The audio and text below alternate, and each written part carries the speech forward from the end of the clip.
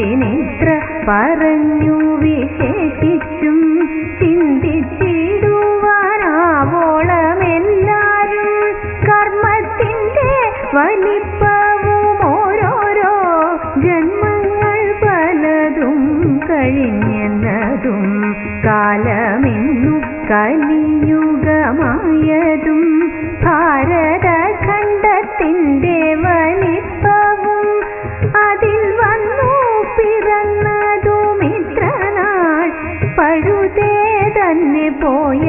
പ്രകാരവും ആയുസ്സിൻ്റെ